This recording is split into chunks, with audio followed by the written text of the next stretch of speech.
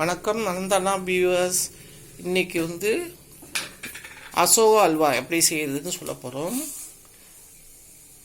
இன்றைக்கி வந்து birthday special அது செய்கிறாங்க வீட்டில். அதுக்கு வேண்டிய இன்க்ரீடியன்ஸ்லாம் எடுத்து வச்சுருக்குது. ஒன்று ஒன்றா போட நாங்கள் சொல்கிறோம் உங்களுக்கு. இப்போ வந்து நெய் ஊற்றிட்டு முந்திரி பருப்பை வறுத்து எடுக்கிறாங்க. இப்போ வந்து அடுத்தது வந்து கோதுமை மாவு ஒரு டேபிள் ஸ்பூன் கோதுமை மாவு போட்டு நெய்யில் அப்படியே வறுக்கிறாங்க. சிம்மில் தான் வச்சுருக்காங்க, ஹையில் வைக்காதீங்க, சிம்மில் வைங்க. இங்கே பாருங்கள், சிம்மில் தான் வச்சுருக்காங்க.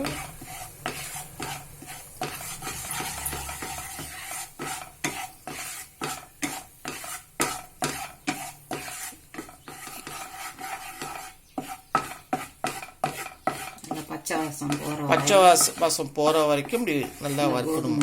கோதுமை மாவு நல்லா வறுத்து எடுக்கணும். நெய் பாட்டில் ரெடியாக இருக்குது. அசோகா அல்வானா நெய் நிறையா வேணும், அதனால பெரிய பாட்டிலில் நெய்யை பக்கத்தில் ரெடியாக வச்சுருக்காங்க. ஆரமாக வாசம் வந்துருச்சா? அரை கப்பு, ஒரு பங்கு பாசிப்பருப்பை நல்லா வேக வச்சு, நல்லா குழையாம இருந்ததுன்னா மிக்சியில் அடிச்சுக்கலாம். இதை இதில் போட்டு கோதுமை மாவு வறுத்ததில் பாசிப்பருப்பு குழையா வேக வச்சதை எடுத்து அதை போட்டுருக்கோம். மிக்சியில் அரைச்சி போட்டுக்கலாம். மிக்சியில் அரைச்சி போட்டிருக்கோம். நீ மிக்சியில் அரைச்சிருக்கீங்க? இல்லை, நல்லா குழஞ்சது வச்சுட்டு நம்ம அரைக்காமே போடலாம்.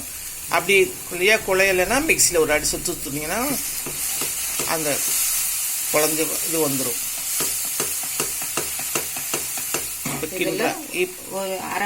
ஒரு பங்குக்கு 2 பங்கு சர்க்கரை. நான் அரை கப்பு பாசி பருப்பு எடுத்தேன், ஒரு பங்கு சர்க்கரை, ஒரு கப்பு. அரை கப்பு பாசி பருப்புக்கு 1 கப்பு சர்க்கரை.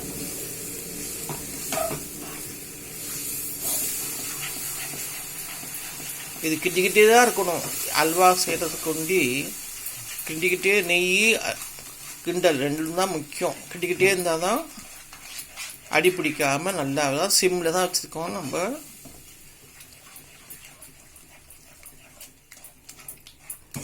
நாங்கள் கலர் பொடி யூஸ் கலர் பொடி யூஸ் பண்ணுறியா? கலர் பொடி யூஸ் பண்ணுறாங்க, கேசரி பொடி.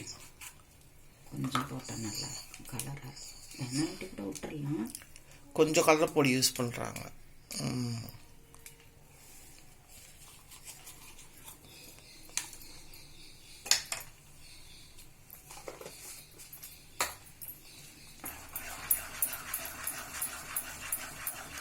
கலர் போட்டோன்னே பாருங்க, கலர் மாறுது. அதே மாதிரி நெய் வாசமும் நல்லா கம்மன்னு வருது.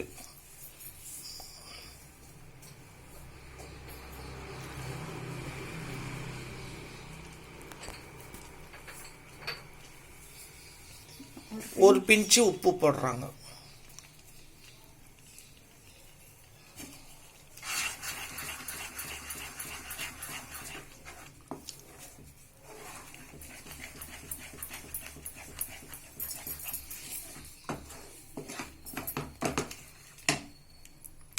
கொஞ்சம் நெய் சேர்த்துக்கிறாங்க. நெய் நல்லா ஊற்ற இழுக்கும். நெய் இழுக்கும். முதல்ல அல்வா பதத்துக்கு சுருண்டு வந்தோடனே இறக்கிற வேண்டியது. அதுக்கப்புறம் நெய் வந்து முதல்ல இழுக்கும், அப்புறமேட்டு நெய் விட ஆரம்பிக்கும். அதான் பதம் நமக்கு. அப்போ நம்ம வந்து ஆஃப் பண்ணிட வேண்டியதுதான். நீங்கள் வந்து ஹையில் வைக்காமல் ஸ்லிம்லேயே வச்சே எல்லாம் செய்யணும்.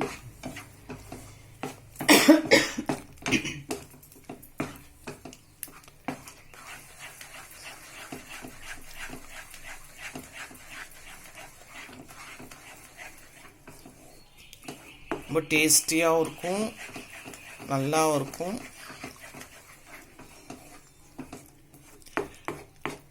நீங்கள் ஒரு மிக்சியில் ஒரு அடி அடிச்சிட்டிங்கன்னா பாசிப்பருப்பை இன்னும் கொஞ்சம் டிரான்ஸ்பரண்ட்டாக இருக்கும், உங்களுக்கு கண்ணாடி பதத்துக்கு இருக்கும். நாங்கள் மிக்சியில் அடிக்காமல் நல்லா குழையாக வேக வச்சுட்டு இந்த பதத்தில் இருக்குது.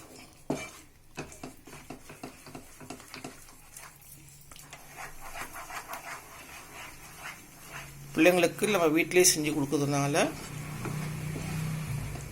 அதுங்களுக்கும் ரொம்ப பிடித்தமாக இருக்கும், ஹெல்த்துக்கும் நல்லா இருக்கும். இப்போதான் நெய் விட ஆரம்பிச்சுக்குது, திரண்டு வந்து பாருங்கள், இப்படி திரண்டு வரணும், கிண்டிக்கிட்டே இருக்கணும். நம்ம கொஞ்சம் நெய் வேணா சேர்த்துக்கலாம். கொஞ்சம் நெய் சேர்த்துக்கிறியா?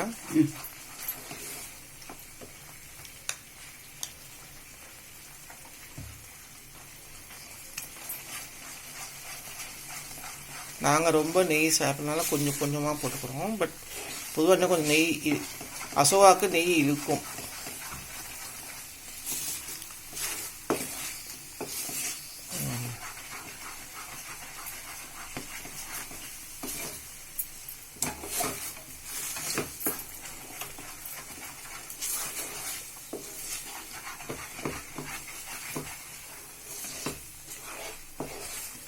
இப்போ நீங்கள் முந்திரி பருப்பை ஆட் பண்ணால் கூப்பு இருந்துச்சுன்னா அதையும் நீங்கள் கொஞ்சம் போடலாம். போட்டால் இன்னும் கொஞ்சம் டேஸ்டியாக இருக்கும். நாங்கள் கும்மு உப்புலாம் போடலை, முந்திரி பருப்பு பூண்டி நாங்கள் போடுறோம். ஏலக்காய் பொடி போட்டுக்கலாம்.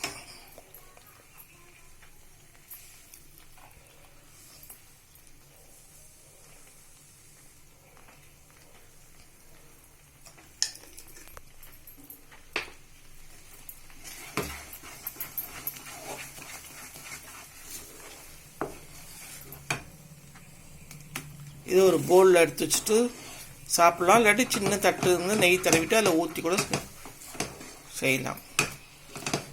நாங்கள் கம்மியாக செஞ்சுக்க தொட்டு நாங்கள் ஒரு பவுல்லையே வச்சுக்க போகிறோம். இப்போ முந்திரி பருப்பு போடுறாங்க.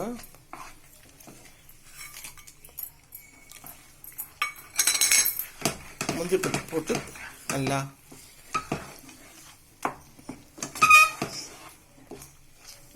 திரண்டு வருது பாருங்க நல்லா.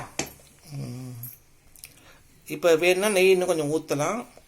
நமக்கு வேண்டாம் போதும்ன்றதுனால நாங்கள் உங்களுக்கு வேண்டவங்களுக்கு ஊற்றிக்கலாம் நெய் இன்னும் கொஞ்சம்.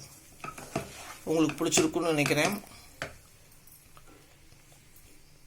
உங்களுக்கு பிடிச்சிருக்குன்னு நினைக்கிறேன். ரொம்ப டேஸ்ட்டாக இருக்கும். இது சாப்பிட சாப்பிட ரொம்ப ருசியாக இருக்கும். உங்களுக்கு பிடிச்சிருந்துச்சுன்னா நலம் தானா சேனலுக்கு சப்ஸ்கிரைப் பண்ணுங்கள், லைக் பண்ணுங்கள், பெல் பட்டன் அழுத்துங்க. வேறு வீடியோவில் பார்க்கலாம். தேங்க்யூ.